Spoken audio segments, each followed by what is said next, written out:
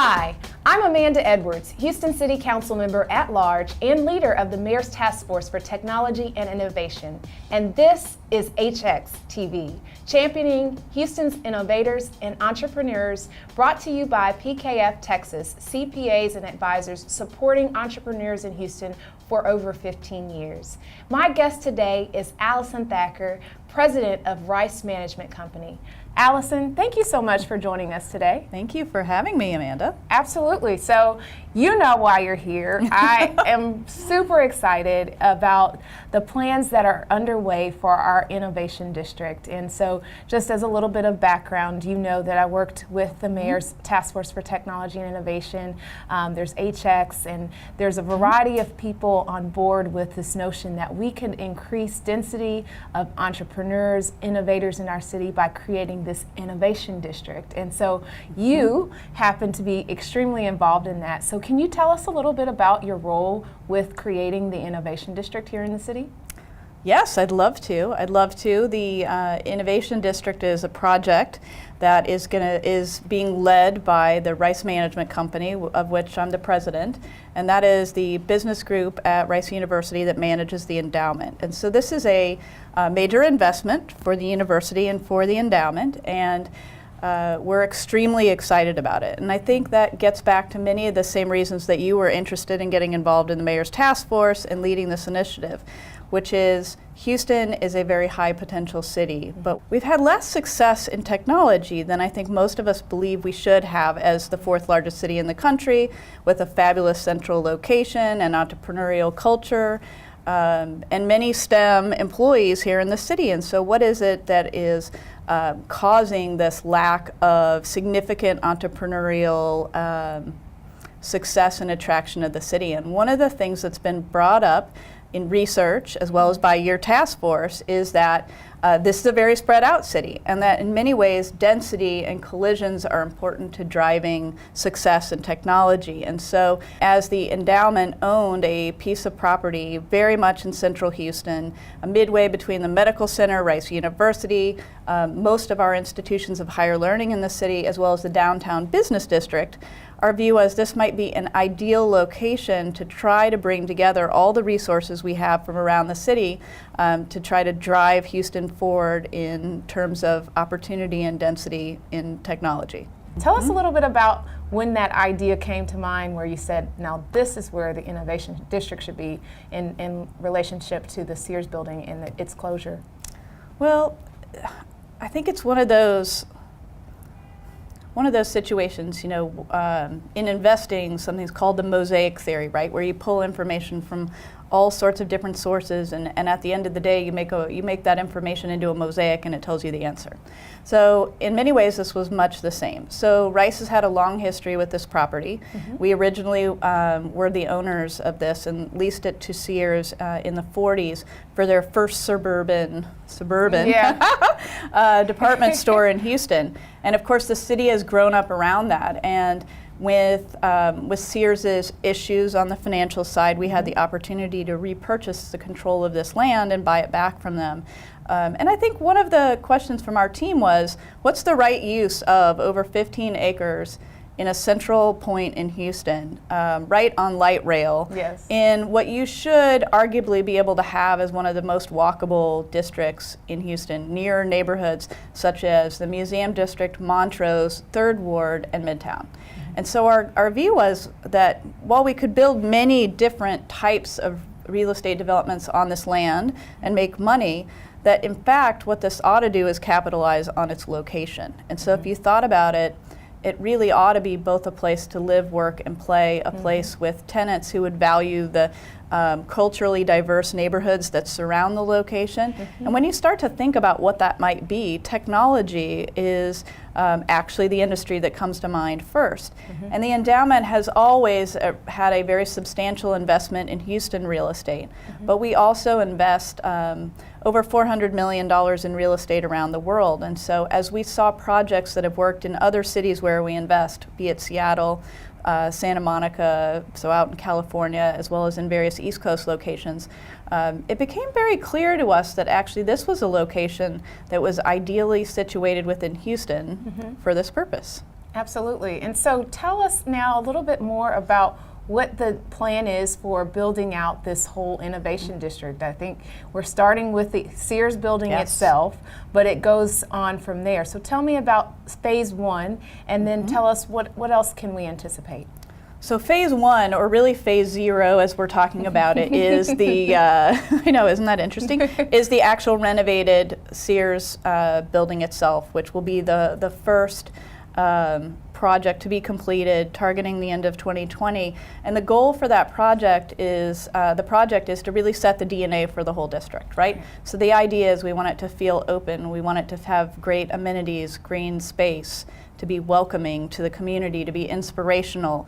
It's a place where we envision partnerships with the school district to try to bring kids to see what is going on in technology and why is that a career that might resonate for them. Because one of the things that our city needs to do is continue to create the workers of the future, the people that will have the jobs in these companies. So, the Sears building will be the first project that will be delivered, and I think then we've hired a team to work on the larger master plan, led by shop architects out of New York, and they have a tremendous amount of experience developing technology-oriented projects around the country. And they are helping us, along with the landscape architecture team, think about how do you actually make this an urban, walkable district, a place that's built for people where cars are welcome, not a place built for cars where people are welcome. So that's a very different project for Houston. And we're largely looking to precedents from places outside of Houston to try to create a project that feels that way. Are we going to have housing connected to it, retail, coffee shops?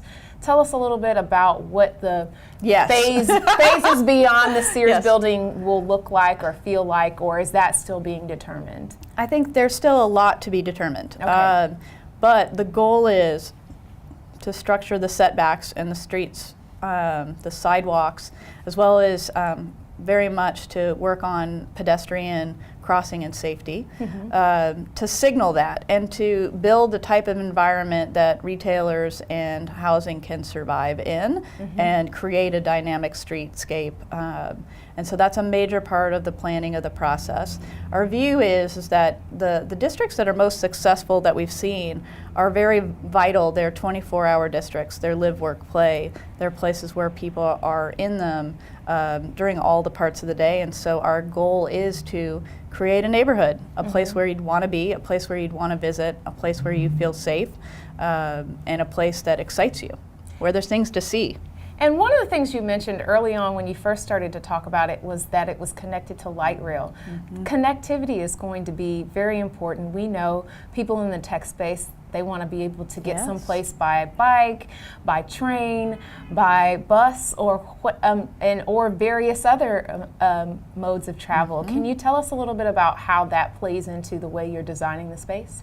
Well, it is a major trend, and we've seen it taking shape in other major markets with kind of a declining car ownership model. A little bit less of that has been happening in Houston to date, but I think sitting at the university we have a very interesting laboratory, right? So you can see student proclivities changing about how many of them want to bring a car to work, how many of them instead want to skateboard, scooter, bike, walk, use the bus system, use the light rail. And so I think our view is that by improving the surrounding experience, the signposting, and the amenities, even at the station there at the light rail, we believe that we can get ridership up even more.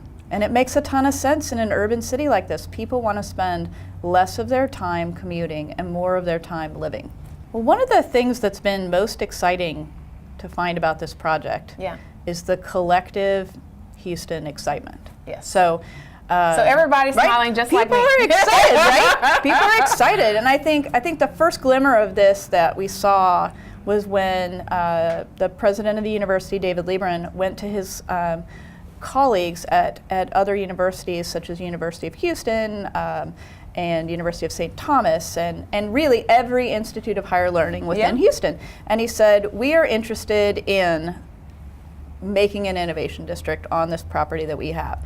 And the view is not to have it be the Rice Innovation District. The view is this is for Houston. Yes. And so therefore we need to have everybody there. And we said, would you like to participate? Here's what we want to do. We want to engage in this 6-month-long exercise with your university alongside of the time we're doing it at ours, and say what programs are in our university that ought to be together with others, with corporate, with startups, with other universities, and then what should be elsewhere. And it was interesting because everyone said yes. Not only did everybody say yes, but like some people called us that we didn't even think would possibly be interested, and they were like, oh, we want to get involved. Yeah. So that is kind of magical. And so I think one of the things that we are committed to doing on this project is to saying yes and, as opposed to no or what about this. You know, because our view is that the more participants we can bring into the project, the better off we'll be. And so some of those have been about how do we collaborate with Metro or with TxDOT about the infrastructure of the roads, the infrastructure of the rail system. What are the ways that we can make this project truly world-class for Houston by bringing everybody to the table? So tell me more about this Sears building, the crown jewel of this build out for the Innovation District. It's been an incredibly intriguing project so far because this is a building, you know, Art Deco inspired, but built by Sears as a department store, right? And so it's built with very few windows, right? Because they want you to come in and shop, not see the outside. It's like a casino. Okay. And so in order to repurpose the building and make it a place where people want to work, in particular young people, tech employees really are looking for light and also, you know, access to the outdoors. And so we hired a team. Heinz will be leading the redevelopment project. But we're working with shop architects out of New York, as well as a firm called James Carpenter Design Associates, who is, I would say, the most innovative and at the forefront of light interventions into buildings. And so we will be taking the building and actually adding 2 glass floors onto the very top of it. And so the building is interesting. Remember, it sits in between the medical center and downtown. It actually has incredible views from the roof. I don't know if you had the chance to actually go stand up there and look around, but it's a very interesting rooftop. And because this building was built practically as strong as anything could ever have been built, no shoddy techniques here, we can, with very little structural intervention, add 2 floors to the top of the building. And that does 2 things. One is it adds to the rentable square feet of the building and makes the building economics superior. But it also gives us the chance to bring in some more corporate-oriented, larger tenants into this building. Because one of the things that drives entrepreneurial success is being able to have access to customers. And so the way that we visualize this building is it's going to be about 270,000 square feet of rentable space. About a third of the building is going to be actively subsidized activities. So things like incubators, accelerators, very early stage co-working space, food and beverage, excellent amenities for people who are living in the working in the building, but also people visiting the building. There'll be university space, a maker lab, and hopefully some more exciting and shared spaces for the whole building tenants and places for them to interact together. And that's one of the big things that we see happening in tech buildings around the country is the idea that you don't need to own everything yourself. An AR, VR room makes no sense for my company to have alone. But if I could share it with 30 other companies, that could be something incredible to have. What about a space where you could practice your pitches, you know, for when you're going to go for the big money meeting? Very useful, but not something you need all the time, right? And so about a third of the building is going to be spaces where we are building amenities that will help companies dramatically improve, you know, their available amenities versus what they could probably afford on their own through sharing uses. And about 2/3 of the building is going to be rentable, kind of more typical office space, although still very much in the tech context. We'll be opening up one side of the building with a glass curtain wall, letting in a lot of light, cutting additional windows, and one of the central features will be a light well coming down through the center of the building, hopefully making light available to every floor as well as the lower level. Oh, wow. And you mentioned a lot of fabulous amenities and the like. What about Houston Exponential? Well, we absolutely hope that Houston Exponential would see this building as the number one place they had to be. Okay. Right? How could it be anywhere else? I'm so excited about this project, and I'm sure that there are many others. In fact, I get many emails about young entrepreneurs, new people who've been here a long time.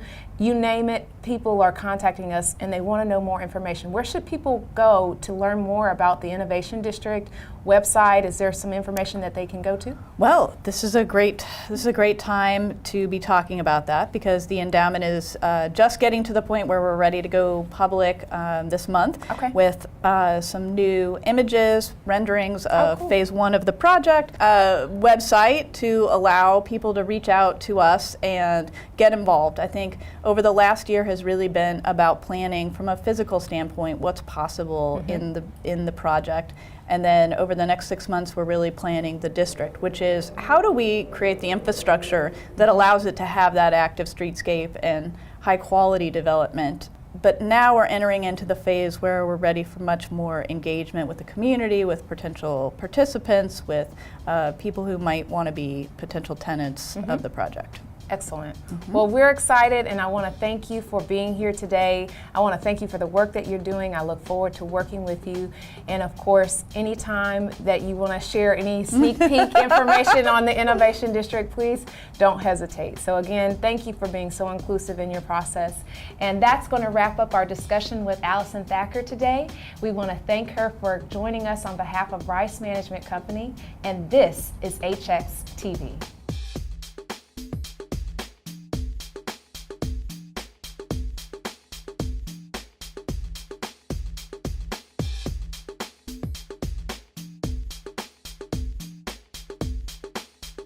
Hi, I'm Emily Reiser, the Deputy Director with Inventure, and I just want to let everyone know that you should definitely like and subscribe to Houston Exponential's YouTube channel to make sure to see more videos about all the great things that HX is doing to support our innovation ecosystem.